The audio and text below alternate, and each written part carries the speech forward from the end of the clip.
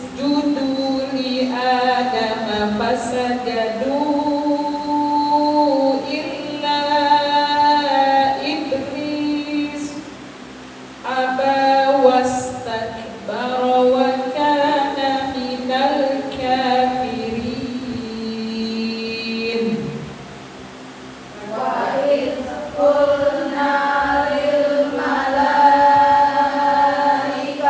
isjudu li Adam fasajadu illa iblis aba wastakbara wa kana minal kafirin.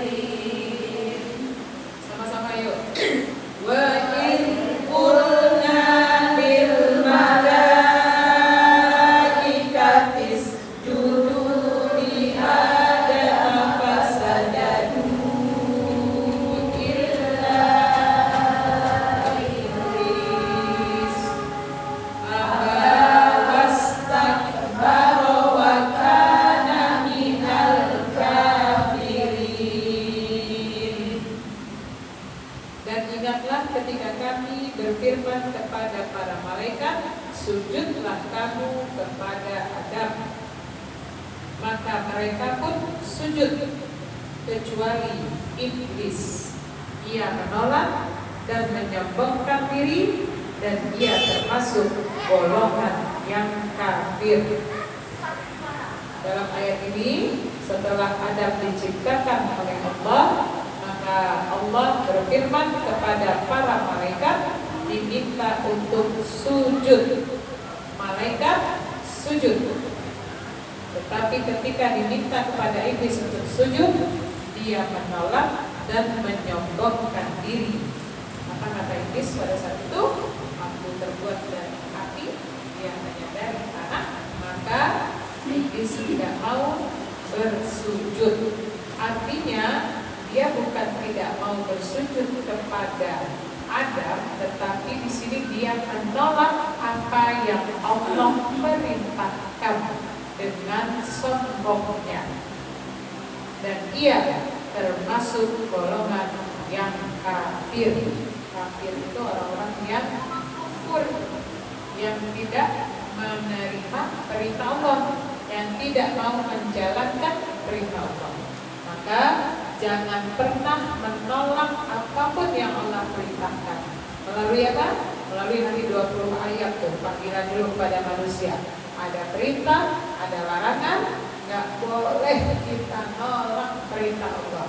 Nolak untuk melakukan perintah Allah, atau menolak untuk tidak melakukan perintah Allah.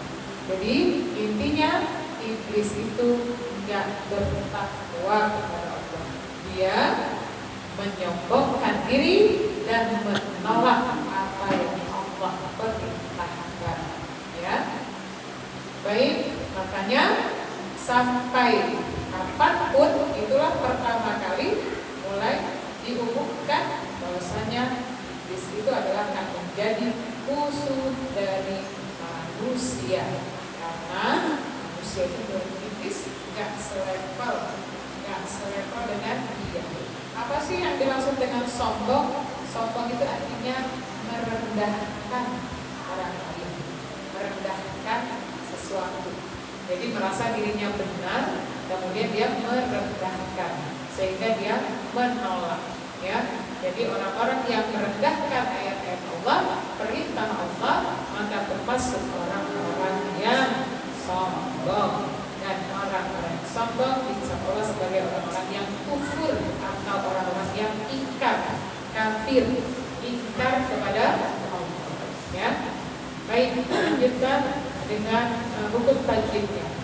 Wa id qulna, nanya apa ya?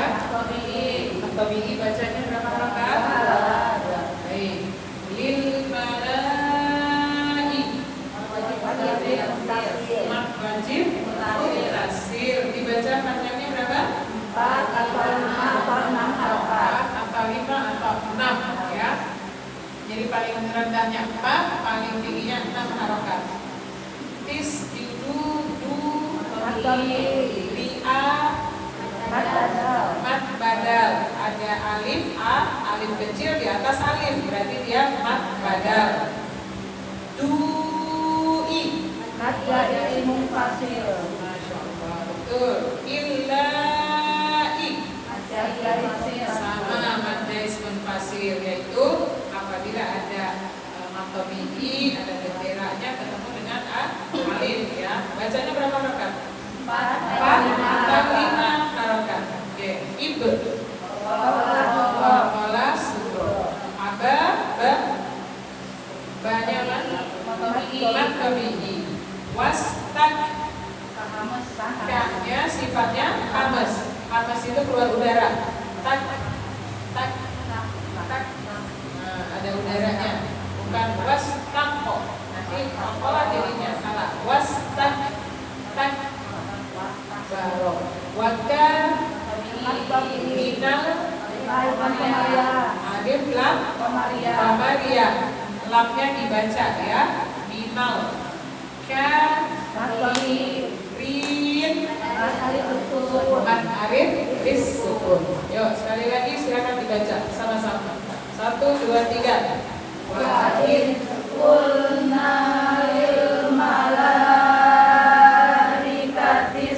judu li Adam fasajadu illa iblis aba wastakbara wa kana minal kafirin.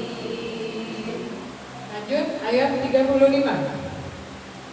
Wa qulna ya Adam uskun anta wa zawjukal jannata wa kula minha ragadan haitsu syi'tuma. Silakan. Wa qulna ya Adam uskun anta wa zawjukal jannata wa kula minha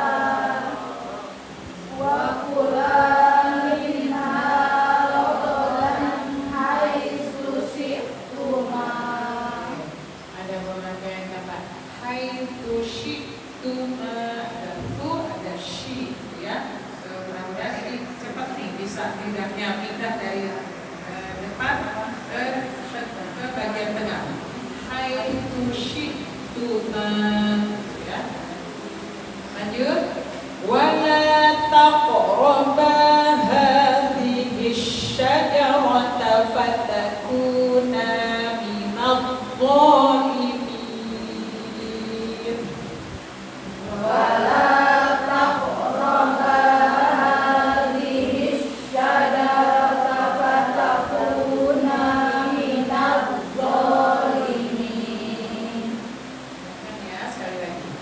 Wa qulna ya Adam uskun anta wa zawjuka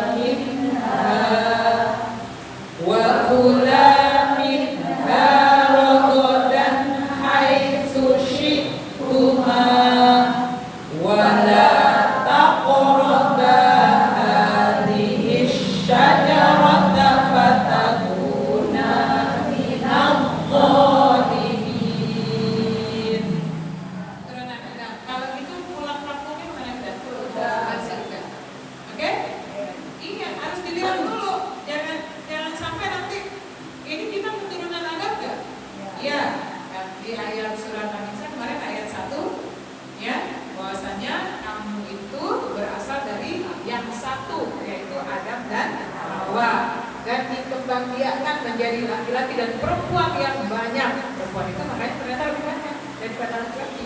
Laki-laki dan perempuan yang banyak. Nah, karena kita keturunannya Adam, Allah jelaskan di ayat ini, Adam silakan tinggal di surga. Gimana tinggalnya Nabi Adam? Surga. Ini harus disimpan nih. Kalau nanti ditanya mau pulangnya ke surga, kenapa kita pulangnya ke surga? Karena nenek moyang kita kampungnya adalah di surga. Maka kita anak cucu keturunan Adam pulang kampungnya ya surga. Oh, ya. Itu yang membuat kita tekad ingin pulang kampungnya ke surga. Karena kita ingin pulangnya ke tempat nenek moyang kita berada. Ya. Ingat, yang kedua, di dalam surga itu Allah berikan banyak kenikmatan, banyak dan suka-suka sesuka. Tapi kata Allah kepada Nabi Adam, jangan dekati pohon ini. Cuma dilarang satu, yang dikasih banyak. Ya, apa yang terjadi? Setelah itu, yuk kita lanjut ke ayat berikutnya. Tapi sebelumnya, kami mau tanya dulu hukum tajwidnya. Wa qulna ya Ada ismul fasil. kun Inhar safawi. Izhar Syafawi atau izhar haki? Izhar haki, karena dia hukumnya nun, hukumnya nun sukun ketemu alif, maka dibacanya dengan jelas. Kun anta haki, dibacanya samar dan umum. Anta ya, wazau lin syab Alif lam komariya. jannah gudna ditahan minimal wa kula minha dari nun sukun ke ha idhar haki lagi, idhar haki karena hukumnya nun sukun ya kan. Ha rogo dan ha idhar haki lagi. Di ayat ini idhar haki yang banyak ya. Jadi bacanya harus jelas. Rogo dan hai. Ya, hai-nya apa? Syiktuma wala ako ba ha hisya alif lam. Kenapa alif lam samsia? Ada tanda tasdid di sitnya di huruf ketiga, jadi lamnya tidak dibaca. Lanjut. Fatahu minallah alif lam samsiah lagi.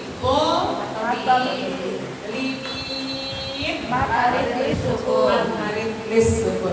Yuk sama-sama bacanya. 1, 2, 3. Wa qulna ya Adamus kun anta wa zawjukal jannata wa kula minha ragadan haitsu syi'tuma wa la taqraba hadhihi syajarata fatakuna minadh dhalimin. Masya Allah, Allah, bacanya yang tambah bagus. Lanjut ya, kita selesaikan sampai ayat 38 ya, jadi selesai satu inian halaman. Sekarang 36, 3 sampai 37 maksudnya. Sekarang ayat 36. Fa'azallahuma syaitanu anha fa'akhrajahuma mimma kana fihi. Fa'adallahuma syaitanu anha fa'akhrajahuma mimma kana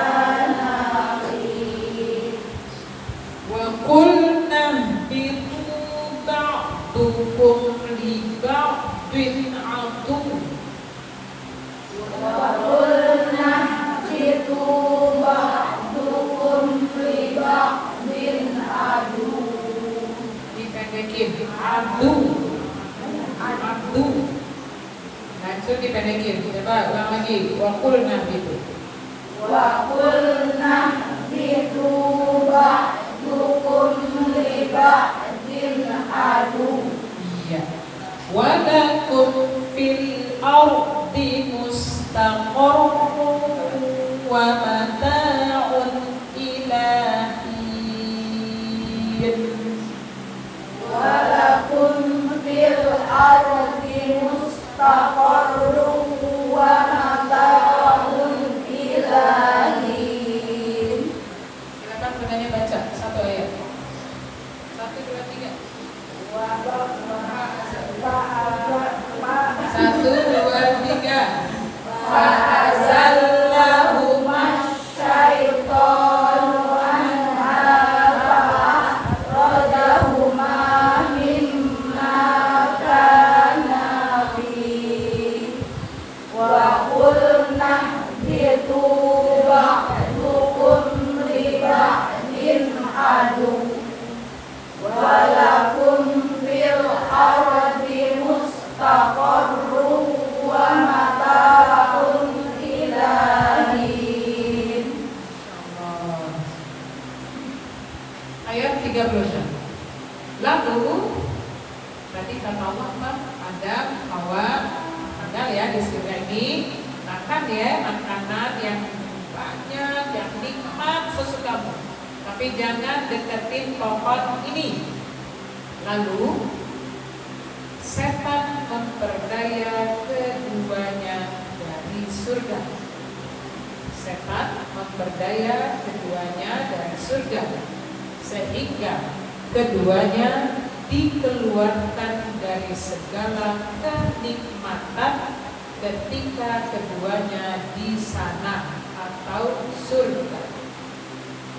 Jadi tadi dilarang, terus dikasih bisikan. Kenapa dikasih bisikan? Karena setan dalam satu kisahnya itu adalah dikatakan ada abadi ya di sini. Kalau kamu nggak deketin pohon itu malah justru jadi nggak ketemu abadi di sini. Jadi kalau bisa kita dekat aja ke sana biar kamu jadi penduduk yang abadi di surga. Jadi setan itu sudah mulai dari nggak mau sujud, ya.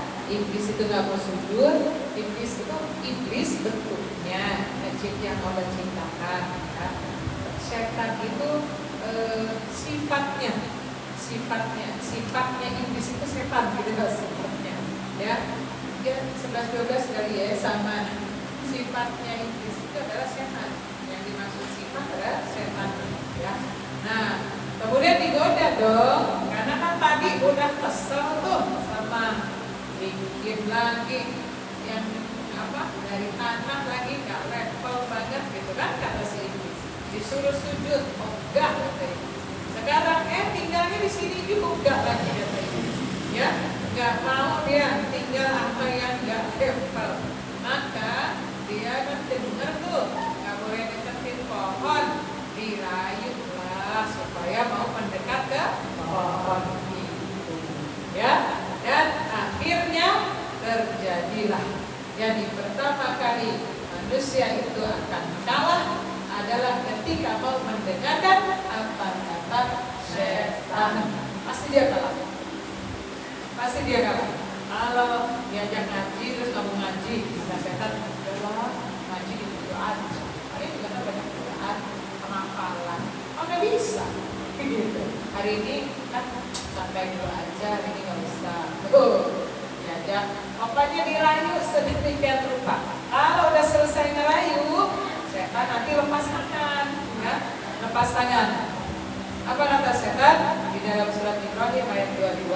Ketika perkara semua hisab sudah dilakukan, maka sudah yang masuk surga udah masuk, yang masuk neraka udah masuk juga. Ya, di neraka nanti ketemunya sama setan tempatnya di sana. Nah, nanti apa kata orang-orang yang ada di dalam neraka pada setan?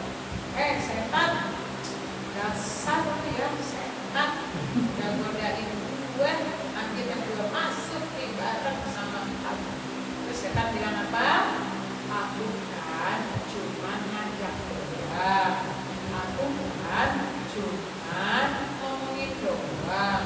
Yang mau ikutan kamu. Aku kan gak pernah maksa. Benar gak? Pernah gak merasa dipaksa sama setan? Enggak kan? Coba lakukan maksiat. Karena terpaksa bukan? Enggak sebenarnya. Karena kitanya yang ya juga ya. Tadinya pegel gak usah aja deh. Gak sholat. Gak kali aku gak tahu. Pokoknya gitu deh. Banyak excuse ya. Excuse itulah yang menjadi pembenaran diri. Pembenaran diri itulah yang dimaksud dengan kata setan, aku gak salah, kamu yang salah. Kalau kamu marahin aku, mendingan cerca aja tuh diri kamu tuh, omelin aja tuh diri kamu sendiri. Aku, kata setan lagi di surat Ibrahim ayat 22 itu ya, itu surat ayat yang paling bikin kita kesel tuh. Mudah-mudahan keselnya di sini, keselnya ada di dunia. Jangan sampai keselnya di neraka nanti. Udah nggak bisa ngapa-ngapain. Kalau keselnya sekarang, pasti akan bilang setan itu gue kan. Jadi hari ini juga langsung bilang setan lu gue kan. Tapi kalau ketemunya di akhirat, di dalam neraka, setan cuma tinggal ngeledek doang. Kalau diledek terus kita bisa apa? Bisa apa coba? Kan nggak bisa ngapa-ngapain lagi. Nggak ada yang menolong. Maka tolonglah diri kita mulai dari sini di dunia ini, ya. Coba, udah buka dulu ayat Ibrahim ayat 22. Yang udah ketemu baca artinya, biar sama-sama meresapi. Ini karena ada jalurnya sama nih. Kenapa Adam dan Hawa terpleset? Karena dibisikin, karena diajar, karena diiming-imingin, terus mau gitu loh. Kan saya nggak maksa nih. Yang mau Adam sama Hawa gitu loh. Adam sama Hawa mau, akhirnya deketin tuh pohon. Sama kita karena keturunannya Adam dan Hawa sama akan diperlakukan oleh setan seperti itu. Dibisikin, dirayu, diajak sampai ngikut. Kalau udah ngikut dia pasangan. Yuk, yang udah ketemu ayatnya baca. Aku bisa boleh. Dan setan berkata ketika perkara hisab telah diselesaikan, sesungguhnya Allah telah menjanjikan kepadamu janji yang benar, dan aku pun telah menjanjikan kepadamu, tetapi aku menyalahinya. Tidak ada kekuasaan bagiku terhadapmu, melainkan sekedar aku menyeru kamu, lalu kamu mematuhi seruanku. Oleh sebab itu, janganlah kamu mencerca aku, tetapi cercalah dirimu sendiri. Aku tidak dapat menolongmu, dan kamu pun tidak dapat menolongku. Sesungguhnya aku tidak membenarkan perbuatanmu mempersekutukan aku dengan Allah sejak dahulu. Sungguh orang yang zalim akan mendapat siksaan yang pedih. Kalau batu, kan enak kalau diceramain saya pun udah berapa. Ceramah itu panjang banget, bagus banget ceramahnya. Apa ceramahnya? Dari awal kata setan, perkara udah selesai. Ketemu sama manusia-manusia yang masuk ke dalam neraka. Si manusia lihat ada setan, lu gara-gara lu berdiri di sini. Kan setan bilang apa? Allah telah menjanjikan yang benar. Kalau aku suka menyalahin, gitu loh. Jadi kalau aku kan dulu janji ini, udah kamu deketin pohon itu pasti kamu abadi. Tuh nggak abadi kan? Aku kan nyalahin janji. Tuh nggak enak tuh. Itu aja nggak enak yang pertama. Karena setan itu bilang Allah itu maha benar dengan segala janjinya. Tapi kalau aku kata setan, aku suka nyalahin janji. Yang kedua, ketika kamu diseru, aku cuma sekedar ngajak, cuma sekedar nyeru. Yang mau kan kamu, betul? Bahasanya yang mau itu kamu. Aku hanya menyeru dan kamu mematuhi seruanku gitu loh. Padahal cuma ngajak doang, kok nggak maksa kok? Nggak maksa dia cuma ngebisik-bisikin doang, ngasih tahu, iming-imingin. Iming-imingnya dia bohongin, ya sudah-sudah aku kan aku kok imingin doang. Jadi kata apa kata setan lagi? Kalau gitu, omelin aja tuh dirimu sendiri. Cerca aja kenapa dirimu mau ngikutin aku. Padahal kata Allah, Bang, setan itu adalah musuh yang nyata. Musuhnya siapa?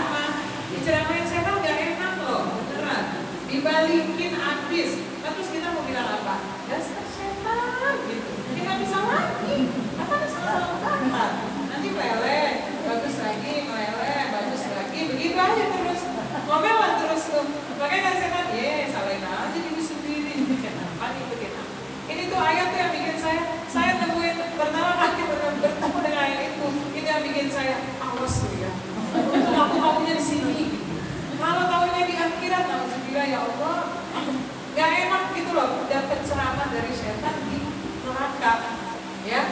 Dan kata setan lagi, aku tidak mentolerir kamu menyekutukan aku dengan Allah. Tandanya setan itu bertauhid, dia bertauhid, dia mengakui keesaan Allah, ya, dia mengakui Allah itu esa. Tetapi dia harus menerima konsekuensi karena dia sombong tadi. Karena dia menolak, maka kata Allah, nanti akan ada ketemu di surat Al-Isra cerita tentang setan itu. Dia nolak, kemudian dia berdialog dengan Allah, dan akhirnya dikasih sama Allah keputusan, dan dia menerima keputusan itu. Tetapi dia minta satu syarat.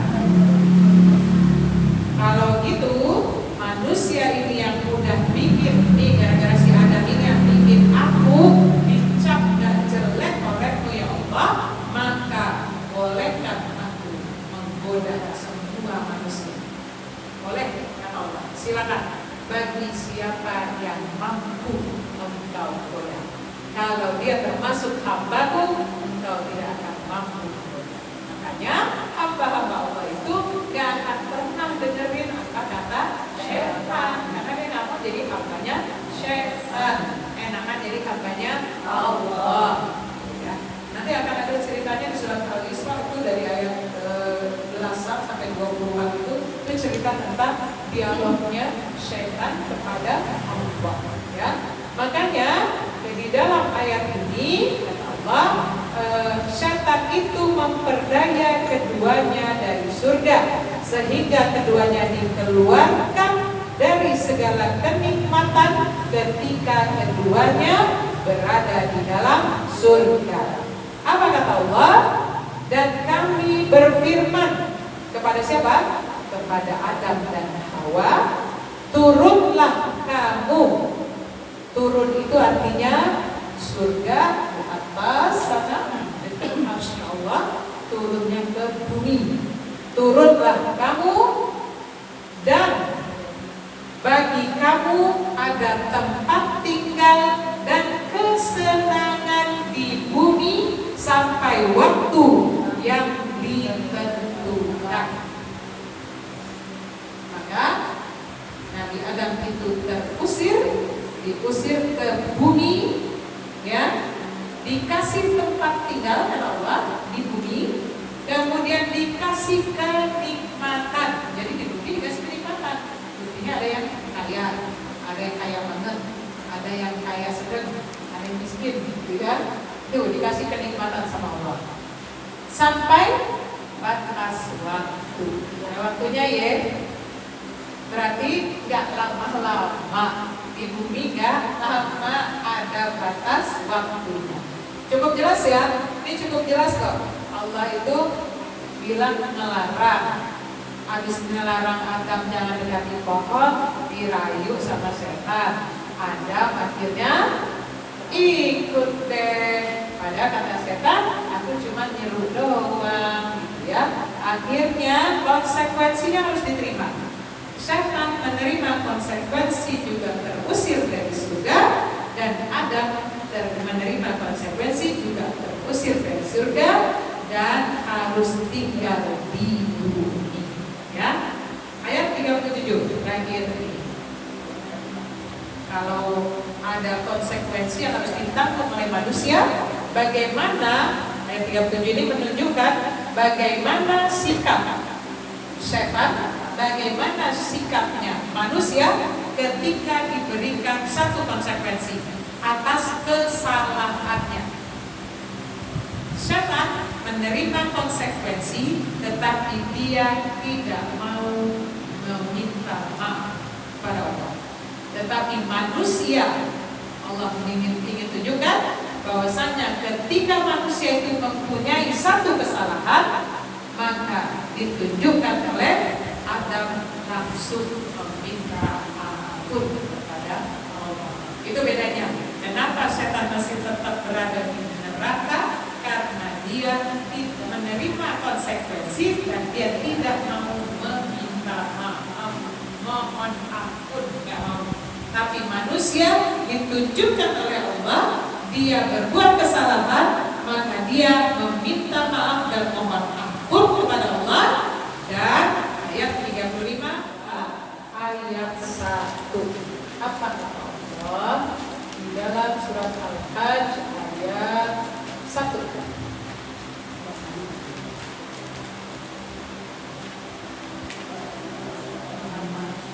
Ya. Silakan, ada yang bisa membantu baca? Bunda Larkin, sudah ketemu Bun. Ayat 22. Baca dulu ayatnya.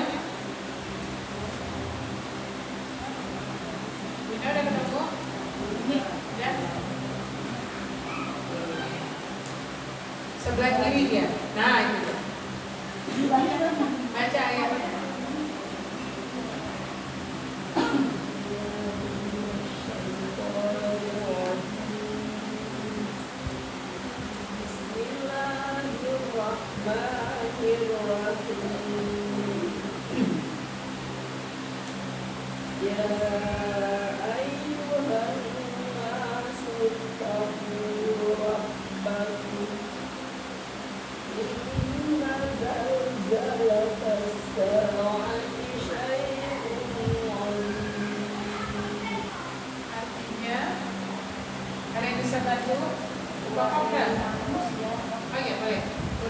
Wahai manusia, bertawakallah kepada Tuhanmu, bertakwalah kepada Tuhanmu.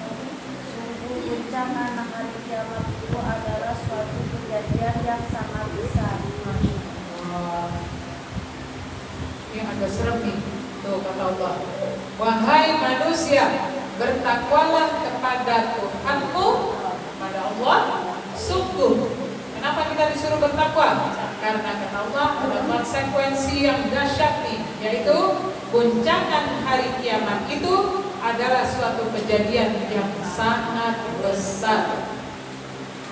Kalau nggak mau takwa juga, Allah udah dikasih omongannya wahyunya Allah yang ini yang bikin kita makin takut apa enggak?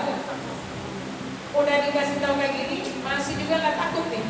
Masalahnya kalau nggak takwa, kita akan mengalami itu yang namanya guncangan hari kiamat. Ada suatu kejadian yang sangat besar.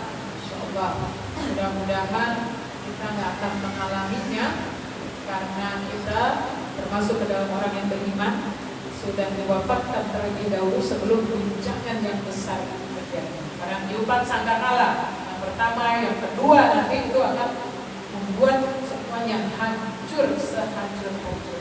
Kalau seperti saya, ya. Oke.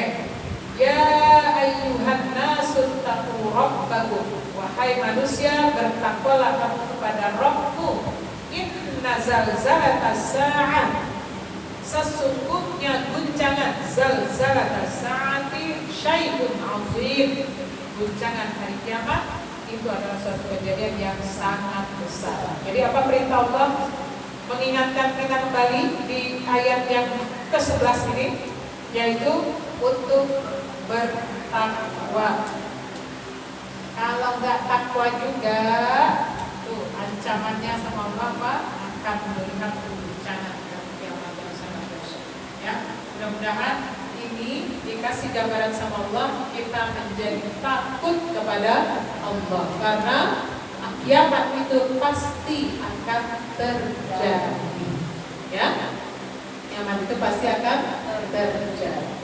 Maka kita sebagai manusia, kalau dilanjutkan ke ayat 2-nya penjelasannya, ingatlah pada hari ketika kamu melihat guncangan itu, semua perempuan yang menyusui anaknya akan lalai saking takutnya. Jadi anaknya lagi nyusu, itu ketakutan, dilepas saja dia gitu. Anaknya nggak peduli dengan dia. Dan setiap perempuan yang hamil akan keguguran kandungannya. Dan kamu melihat manusia dalam keadaan mabuk, padahal sebenarnya mereka tidak mabuk. Tetapi azab Allah itu sangat keras. Dan di antara manusia ada yang berbantah-bantahan tentang Allah tanpa ilmu dan hanya mengikuti para syaitan yang jahat. Jadi ketika guncangan hari kiamat itu terjadi, maka semua udah gak peduli lagi, nyelamatin diri masing-masing. Tapi selamat gak? Karena kan semuanya akan dihancurkan sama Allah bumi ini semua. Ya, bagaimana kita sudah membacanya, hafalan kita di surat An-Naba tentang peristiwa hari kiamat nanti. Ya, oke, udah sampai di sini dulu. Tambahan ayatnya, ayat 1 surat Al-Hajj memerintahkan kita untuk takwa. Takwa itu apa? Menjalankan perintah Allah dan meninggalkan apa yang Allah larang. Ingat tadi, jangan kerjain apa yang dilarang. Kalau enggak dapat konsekuensinya tadi itu. Kalau enggak dapat konsekuensinya dari Allah, ya. Maka takwa kepada Allah. Yuk, mudah-mudahan kita menjadi hamba yang bertakwa. Amin ya rabbal alamin. Bismillahirrahmanirrahim. Amma yatasaalun 'anil naba'il 'azim alladzi hum fihi mukhtalifun. Kalla saya'lamun, thumma kalla saya'lamun, alam naj'alil arda mihada wal jibala awtada wa khalaqnakum azwaja wa ja'alna nawmakum subata wa ja'alna al-laila libasa wa ja'alna an-nahara ma'asha wa banayna fawqakum sab'an shidada wa ja'alna sirajan wahaja wa anzalna minal mu'sirati ma'an sajjaja linukhrija bihi habban wa nabata. Sampai situ ya? Ayat selanjutnya. Wa jannatin alfafa.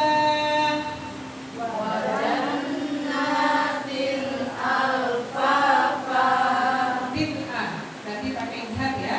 Wa jannatin alfafa. Wa jannatin alfafa.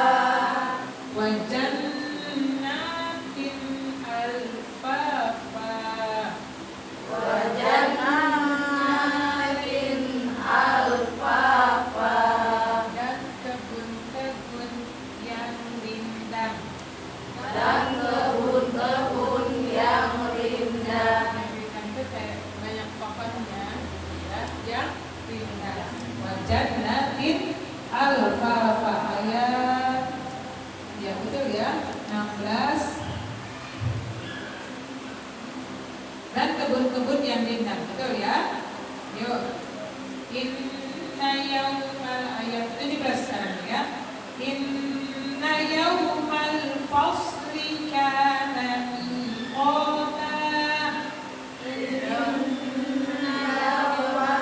Yauma, inna yaumal